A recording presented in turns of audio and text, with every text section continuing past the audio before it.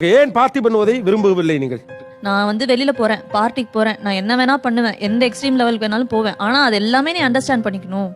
எனக்கு வந்து நான் என்ன ரிஸ்க் வேணாலும் அதுல இருக்கு. அந்த ரிஸ்க் எல்லாமே எனக்கு மட்டும்தான் ஸ்ட்ரெஸ் ஆகுது. அந்த மாதிரிலாம் ஸ்ட்ரெஸ் ஆகாத, எனக்கு எந்த ரிஸ்க்கும் ஆகாது, நான் சேஃபா தான் இருப்பேன். அதையும் நான் புரிஞ்சுக்கணும். எல்லாத்தையும் நான் புரிஞ்சுக்கணும். பட் அவங்க வந்து ஃபன்னா நான் ஜாலியா இருந்துட்டு வருவேன் அப்படின்பாங்க. பட் எனக்கு வந்து ஒவ்வொரு நிமிஷமும் நான் பயந்துட்டே இருப்பேன். நைட்டு வந்துட்டாலும் பரவாயில்ல, ஏர்லி மார்னிங் 6 o'clock வருவாங்க. அப்ப நைட்டு ஃபுல்லா நான் தூங்காம இருப்பேன். நீங்க ஃபன்னா இருக்கிறதுக்கு ஒரு ஆள் இவ்வளவு பதட்டத்துல இருக்கணுமா?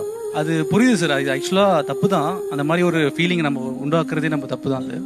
பட் இருந்தாலும் இந்த ஏஜ்ல நம்ம வந்து என்ஜாய்மெண்ட் பண்ணலன்னா அப்படின்ற ஒரு ஸ்டேஜ் வருது சார். அந்த ஃபோன் ஏன் ஆஃப் ஆகுது, ஏன் ஆன்ல வச்சா என்ன அப்படின்னு சொல்லிட்டு கேட்டோம்னாலும் நீ சும்மா சும்மா கால் பண்றேன்னு சொல்றாங்க. நீங்க ஏன் போனை ஆஃப் பண்றீங்க, ஏன் குடிக்கல அப்படின்னு கேட்க அதை விட்டுவிட்டு இப்ப இந்த இந்த இந்த டிபேட்டோட நிலைமை எங்க போயிருக்கு பாருங்க.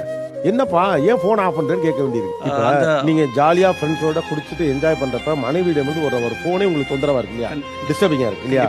ஆனா இதுவே டிஸ்டர்பன்ஸ்னா நீங்க எங்க இருக்கீங்க, பத்திரமா இருக்கீங்களா, வண்டிக்கு ஏதாவது ஆச்சா, உங்களுக்கு ஏதாவது ஆச்சான்னு ஒரு பொண்ணு நினைச்சுக்கிட்டே வீட்டுல தனியா உட்கார்ந்து இருக்குது.